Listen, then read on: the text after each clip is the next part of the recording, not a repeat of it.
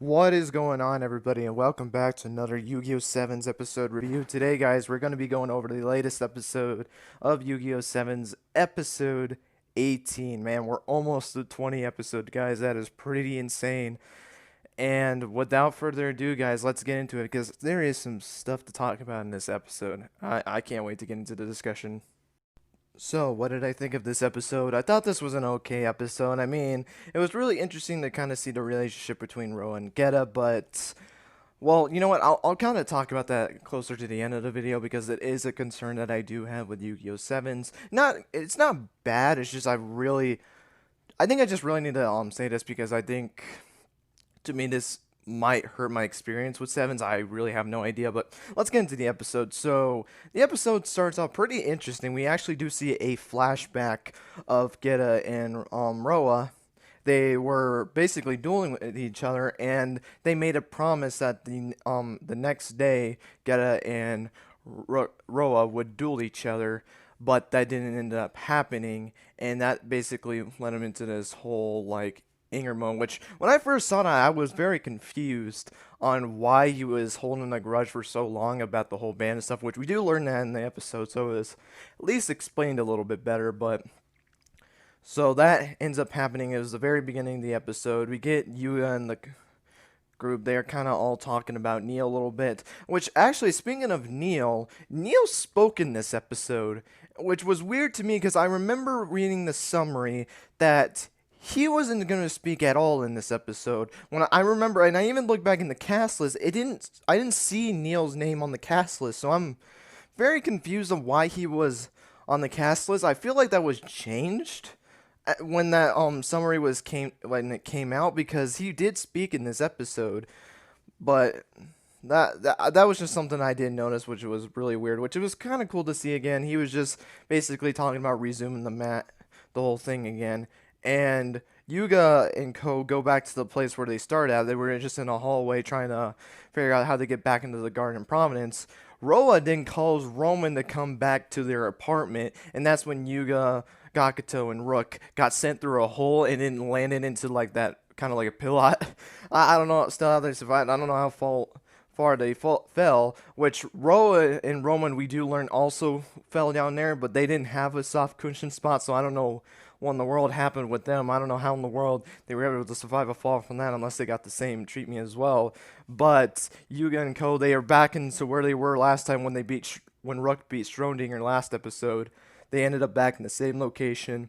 They continue forward, and then they find Geta, which looks like a cross between Johnny Bravo with the blonde hair, and Elvis Presley with the clothes. And we learned that it was Geta, and it was kind of funny because when you and Co were trying to remember who it was, they didn't know who it was, and then they heard it was the band member, so they thought it was Umayo Yoshio. And that's why he spoke in this episode, was because I thought I remembered him on the cast list. It was just him saying that, but he wasn't actually there. But they didn't know who Geta was. It was until Roman came in and said, "Oh, that's Geta. He's a drummer," and they don't know what's going on. So Yuga decides to square up to get ready to duel. But then Roa does come in and he volunteers to duel, even bringing up that this was the match that we were supposed to duel when they were kids. So these two have not dueled, and I'm gonna assume he was like, I'm gonna assume Roa and Geta were probably like 6 or 7 or something like that. So it's been years since they promised that duel with each other. I mean, we even see in one of the flashbacks that Roa kind of like to go to different stuff. You know, there was times where he was dueling, there was times where he was just playing his guitar or singing, whatever it was. There was many times where Roa was changing it, and Geta kind of got a little bit furious, and we basically are where we're at to this point. So now let's go into the duel. The duel I thought was cool. Geta's deck was pretty interesting, I will say. It reminded me, for some reason, a lot of the Ojamas. I don't know why. Because they were called Thunder Beetles, I believe was his archetype. He summons 3 Thunder Beetles. I can't remember the full names, but it was like a red, blue, and a green one. And I just thought of Ojama red, blue, and green. Which, yes, there is an Ojama blue and red. It just was never summoned in the anime. Anyway, he summons that, and I think he did really well. I will say, Geta did pretty good. His first spell card that he activated in the duel was able to deal 500 points of damage for every Thunder Beetle he had on the field. So he was able to deal 1500 on the first turn and set a trap, which with the trap, I believe it is able to target a monster on the field, on the opponent's field, and regain life points equal to that monster's attack. In fact, when Roa goes into his turn, he goes and plays. We get to see his ace monster, which is very interesting, and I'll get a little bit into that towards closer to a little bit further on into the video. But the insert song that we heard when he summoned Heavy Metal King, when Royal Demon's monster, his ace monster, it didn't play it. It played a different music than it was before. And that was really interesting. I was kind of hoping to hear that insert song because I really do like that song. But he goes and attacks. He's able to get Geta to 200 life points. He activates that trap, gets it back to 4,000, and then is at 34. The whole group is shocked about it. And then we go back to, and oh, I didn't mention this too. There was a bunch of like Goha Corp members that were just cheering on Geta. They were like, Geta, Geta, Geta. And they were just like all across the behind him, like it was like 3 rows or something like that. I don't really know. I didn't really count. But he goes into his turn, and I remember too. Roa had this like small stage kind of pop up, kind of symbolizing that Geta is the star in this episode. He's acting like he's the star, and then we have him activate his he does his turn. He summons back his 3 monsters. He just plays the same monsters in this duel. He doesn't tribute anything. He just summons 3 low attack point monsters, which I do like the symbolism of this duel. He's able to deal effect damage because that's the way he does it. He'll summon lower monsters and more focus on back rowing and kind of direct attacking with his smaller monsters. However, Roa is kind of like the opposite. He goes for more powerful tributes to go on a brutal assault to the monsters, which I really like the symbolism between those two. I will say though, this was very interesting. When I think it was when he was attacking with his beetles, he does kind of talk about like how he admires like what he's doing, of how Roa is as a person. And one of the lines, and when I saw this, I was very interested in when in the world this was going. And he said that he loved him. And when I saw that, I was a little bit shocked because. And now I'm not gonna say anything about this because I don't know if this is true or not, but the fact that he said that he loved you, implying to Roa. So do we have a ship going on? I know that's a little bit weird to say, but that's honestly something that was kind of implied in this episode. And what makes it really interesting is that we've never seen anything like this before. Like, yeah, people ship before. Like, they've never made it clear, but I think they made this clear. At least Geta made it clear that he likes Roa. I don't know if it's the same way. I think they're friends, but that was really interesting. I think that was a really interesting thing that happened this episode. Might be the most interesting thing about this episode, honestly, from any Yu-Gi-Oh series, because they've never done something like this before. If they've implied it, it's always the opposite gender. So I think that was a pretty cool thing to do. So yeah, and then we see he activates his turn. He summons Heavy Metal's I might thinking of I think it's like Heavy Metal Royal Demon was his ace monster. I keep making sure that I'm saying it right. It's Heavy Metal's Blue, which is like this kind of like amp monster. And then he just sits on that stage and just sings a song about Geta, which I think was really, really nice. It shows how much he does care for his friend, even though his friend doesn't think that he actually cares about him. He goes and then he does another tribute summon after activates an effect, and we do get to see the new ace monster that I kind of was talking about in the summary that I thought we were going to see. Royal Demon's Invasion, I think it was what his name was. I can't remember card effects on the top of my head to save my life. I literally have to normally look them up. But I just watched the episode, so I was hoping now I can get it memorized in my head, but obviously I didn't. But he summons that monster onto his field, and he was he activates his effect, which is able to destroy all monsters in the field, which is a pretty powerful effect. I mean, his Demons Heavy Metal. I think it's Royal Demons Heavy Metal. I think it was what they call it, is Demons Invasion. I think is what his name was. If I'm wrong about that, if I'm switching that up, let me know down in the comment section below. I would really appreciate it. But he activates this effect, destroys all monsters on the field. A little bit more powerful than his other monster, just lowers the attack points of one monster, destroys it, and gains that attack points. So that really, it's good, but it's not really that good because he did it on a lower attack point monster. So, but he goes and attacks. He attacked with blue first for a direct attack, and then he attacks with evasion, and then is able to win. And in fact, he actually does save his brother in the. He does save him in the end because Neil opens the hole. Well, the hole opens it again, and he is about to drop, and Roa goes ahead and catches him, which is really interesting. So Neil is getting rid of people that are losing, which is honestly really messed up. I'm gonna be completely honest, because we don't know what happened to Schrodinger. We don't know what's gonna happen to Geta if he falls. We don't know when the world is gonna happen. But Roa is holding on, and then they kind of like Roman and the gang got into a group because. You remember how I said earlier that Roman got a phone call from Roa saying to meet back up when they're in the apartment?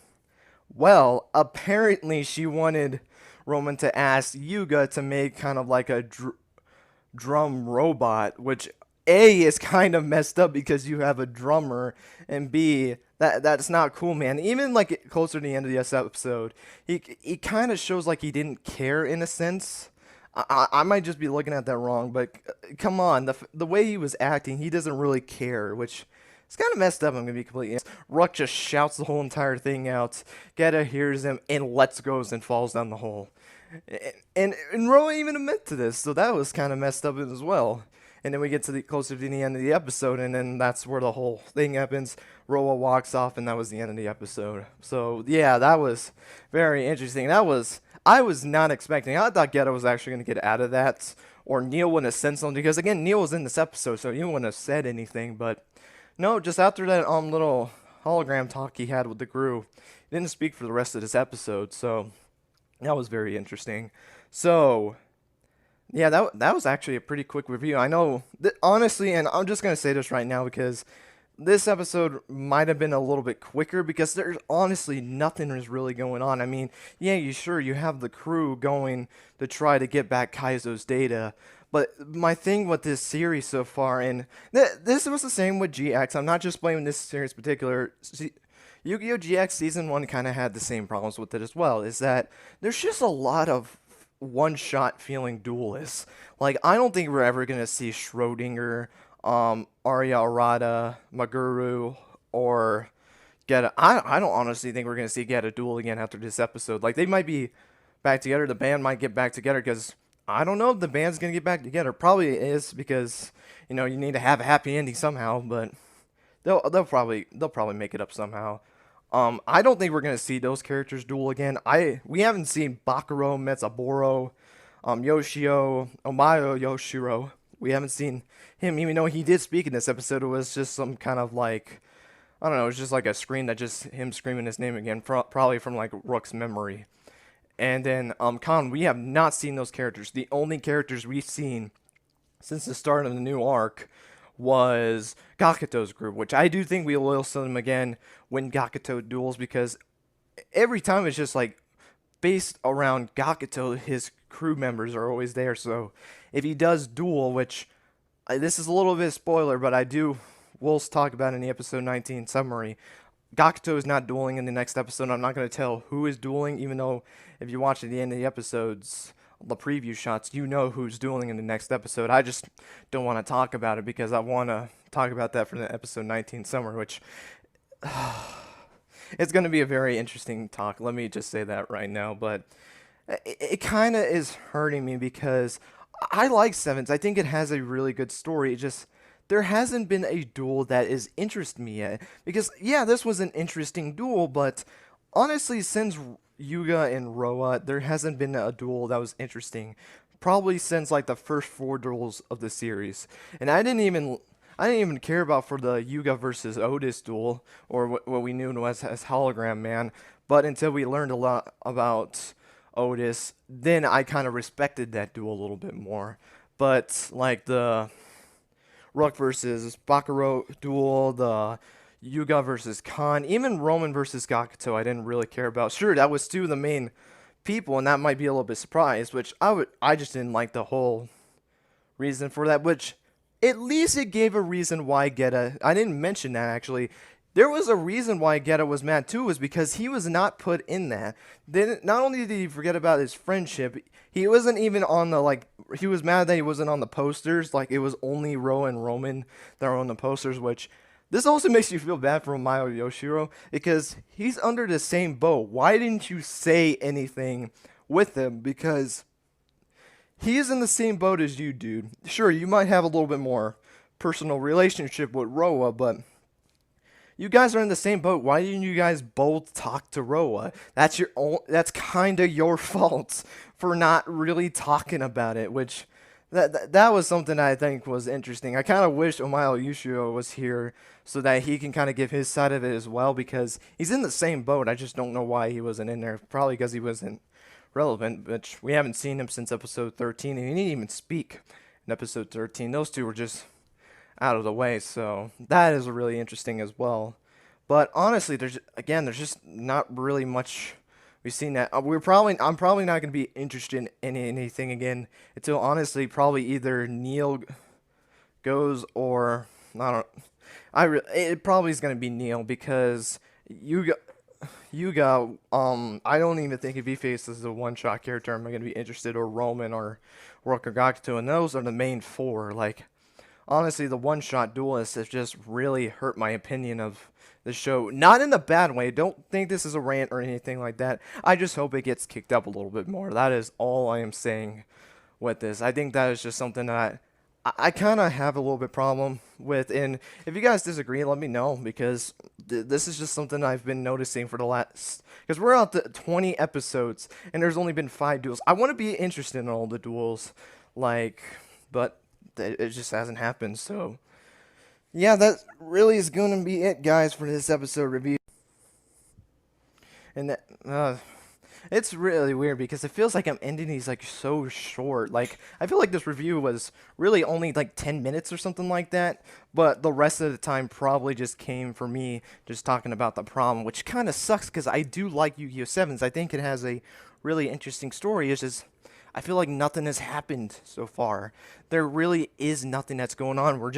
I'm just waiting until the loss, and just to see what in the world is going to go, what is going to happen. But I don't know. I guess we're just going to have to see going further. But guys, thank you guys so much for watching. Let me know what your guys' thoughts on this episode was. And do you think there is a problem with them not getting any interesting duels? Or are you disagreeing with me, and do you think these duels are interesting? I just don't find them interesting personally. But if you like I like how made it sound like I liked that Schrodinger duel a lot. It was just nostalgia bait. That was what it was for me, and I just like the symbolism of it. But, like, there hasn't been a duel I've been fully vested in, I guess. So again, let me know what you guys think of that, because that is something that I would really like to talk to you guys about, that, because that is something really interesting. But guys, I'm gonna get out of here. Thank you guys so much for watching, and until next time, guys, take care, blah.